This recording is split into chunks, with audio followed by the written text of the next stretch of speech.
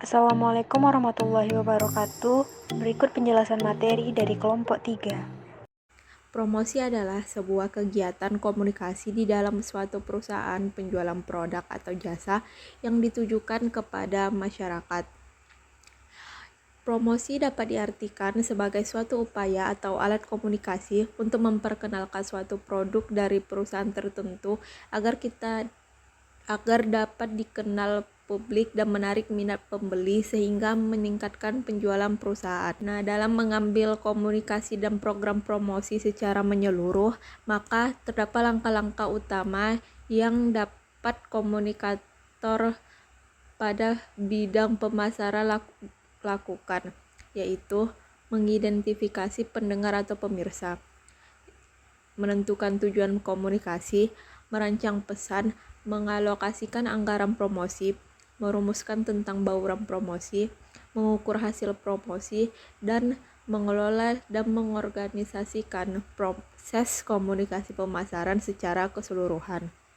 Perusahaan dapat melakukan kegiatan promosi secara langsung ataupun tidak langsung melalui media massa. Kegiatan promosi tersebut akan dipilih perusahaan bergantung dari faktor-faktor yang sebagai berikut, yaitu jumlah dana promosi yang tersedia, masa tahapan kehidupan produk, pemberi sasaran yang dituju, dan terakhir sifat khusus dari produk. 2. Tujuan. Tujuan kegiatan promosi adalah memberitahukan dan mengkomunikasikan kepada masyarakat tentang keberadaan produk, kemanfaatan, keunggulan, atribut-atribut yang dimiliki, harga, dan di mana dan cara memperolehnya. Menurut Sandi Ciptono, tujuan utama promosi yaitu menginformasikan atau informing dapat berupa 1. Menginformasikan pasar mengenai keberadaan suatu produk baru. 2. Memperkenalkan cara pemakaiannya yang baru dari suatu produk. Ketiga, menyampaikan perubahan harga kepada pasar. 4. Menjelaskan cara kerja suatu produk. 5. Menginformasikan jasa-jasa yang disediakan oleh perusahaan. Lalu selanjutnya memujuk pelanggan atau persuading. Persuading itu untuk 1. Membentuk pilihan merek. 2. Mengalihkan pilihan merek tertentu. Ketiga, membentuk persepsi terhadap pelanggan terhadap atribut produk. Keempat, mendorong pembeli untuk berbelanja saat itu juga. Yang kelima, mendorong pembeli untuk menerima kunjungan waria niaga atau salesman. Mengingatkan atau reminding dapat terdiri atas 1. Mengingatkan pembeli bahwa produk yang bersangkutan dibutuhkan dalam waktu dekat. 2. Mengingatkan pembeli akan tempat-tempat yang menjual produk perusahaan. Yang ketiga, membuat pembeli tetap ingat walaupun tidak ada kampanye iklan. Yang terakhir, menjaga ingatan tujuan pembeli jatuh pada produk perusahaan. Di dalam kegiatan promosi terdapat tujuan jangka panjang, yaitu menguatkan asosiasi dan kesadaran merek, menguatkan loyalitas merek, dan memberikan kesan kualitas yang diinginkan. 3. Karakteristik promosi penjualan. Nah, promosi penjualan ini merupakan bagian penting dari strategi komunikasi pemasaran perusahaan, di mana sejalan dengan periklanan, humas, dan penjualan personal. Promosi penjualan merupakan orientasi tindak pemasar yang tujuannya diharapkan berdampak langsung terhadap perilaku tindak konsumen untuk membeli produk. Ada 3 hal mendasar dalam promosi penjualan. Yang pertama, penting sekali bagi promosi penjualan untuk berjalan selaras dengan periklanan.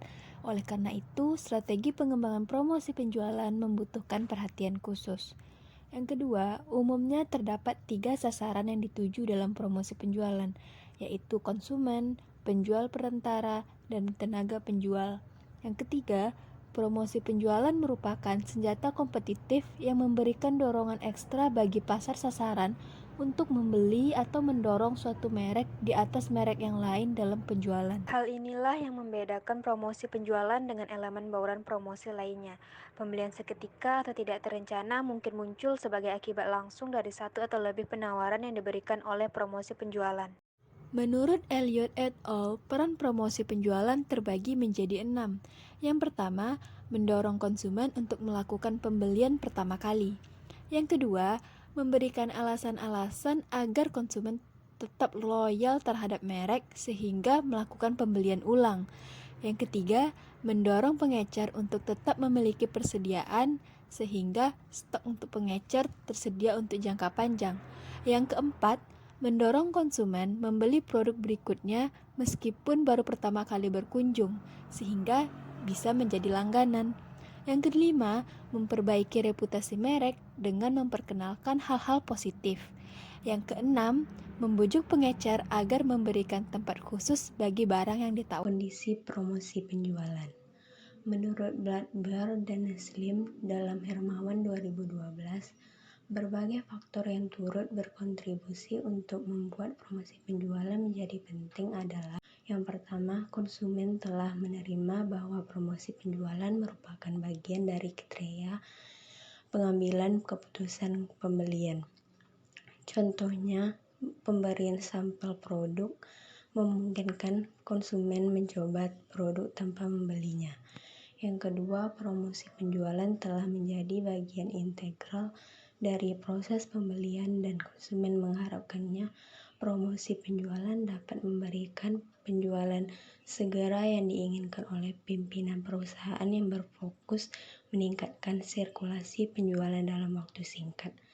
Yang ketiga, teknologi baru khususnya komputer telah memungkinkan para manajer promosi penjualan menganalisis efektivitas promosi penjualan yang mereka terapkan dari data hasil penjualan yang terukur dengan segera.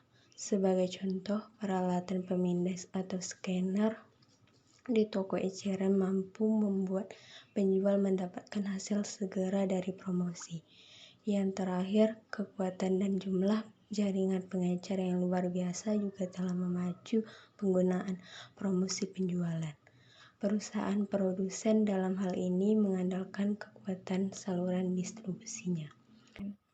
Promosi penjualan bisnis ke konsumen ini di mana diarahkan pada pengguna produk utama, dalam hal ini individu-individu tertentu, khususnya pembeli pada pasar swalayan di wilayah tertentu. Dapat beberapa teknik kunci menyangkut promosi penjualan ke konsumen. Promosi penjualan bisnis ke konsumen ini terbagi menjadi 5, yaitu kesepakatan harga, kontes dan undian, acara dan pengalunan, premium, dan sampel. Nah, kesepakatan dan harga ini di mana kesepakatan harga ini merupakan harga konsumen yang berkaitan dengan penghematan uang konsumen ketika mereka membeli suatu produk.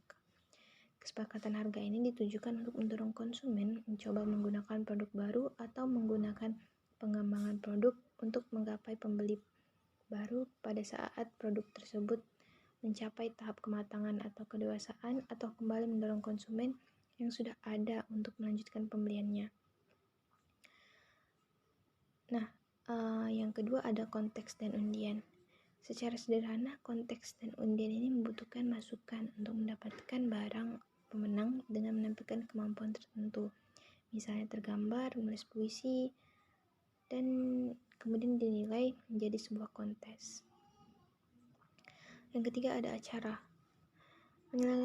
Menyelenggarakan acara pada dasarnya merupakan suatu bentuk produk di mana konsumen mengalami secara langsung produk yang ditawarkan. Yang keempat ada premium. Nah, premium di sini itu tentang suatu bagaimana kompensasi yang nyata pada suatu intensif yang diberikan bagi tujuan tertentu.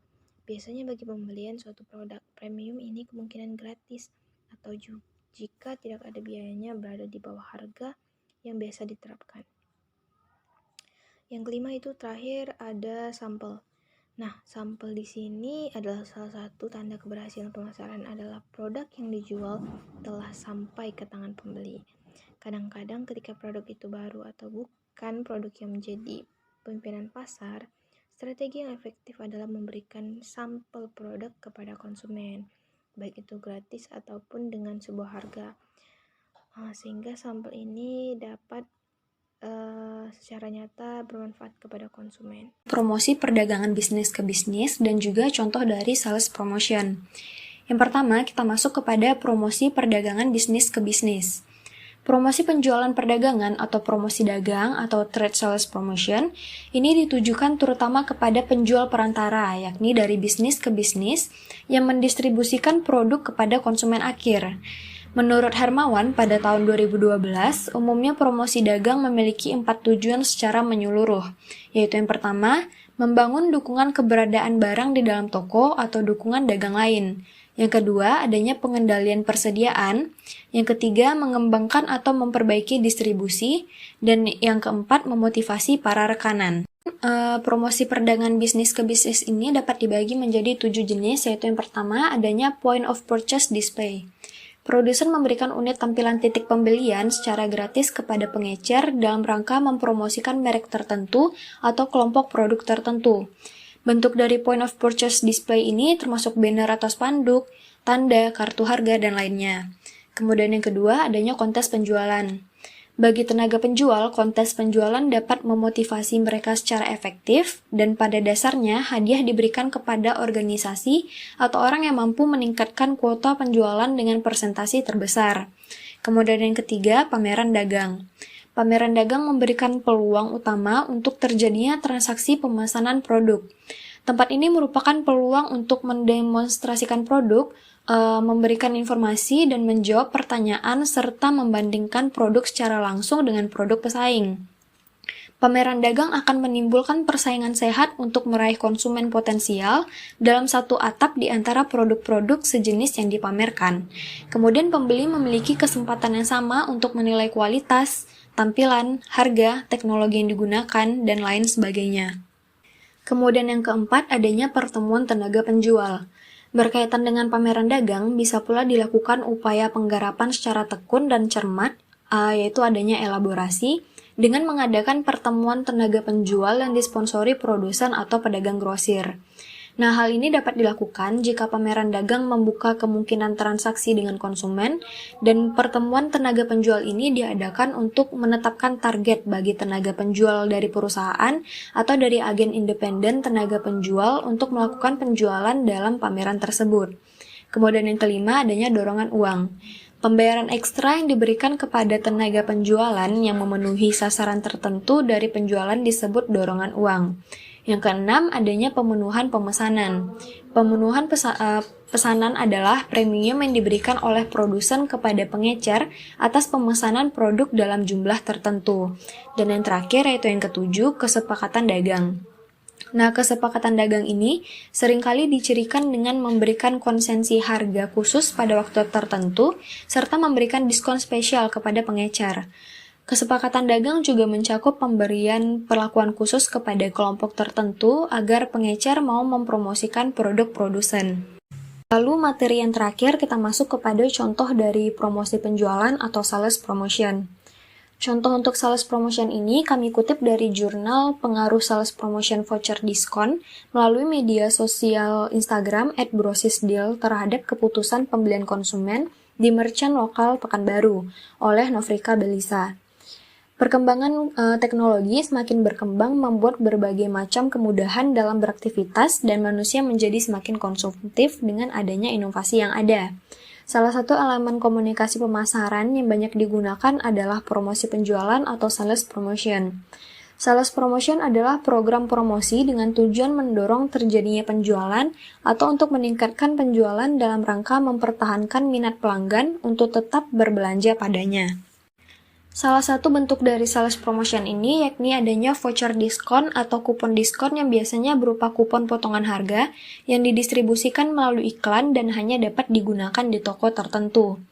Salah satu inovasi yang ada di Pekanbaru yaitu voucher diskon yang dikelola oleh @brosisdeal, dan voucher ini dapat diambil secara gratis melalui dealbrosispko.com dengan memberikan nama lengkap, nomor HP, serta email yang aktif, dan voucher diskon akan diterima melalui email dan kemudian selanjutnya dapat digunakan sebelum jangka waktu yang telah ditentukan itu habis. Nah, dengan adanya voucher diskon ini, kegiatan pemasaran semakin beragam serta tingkat penjualan juga semakin meningkat.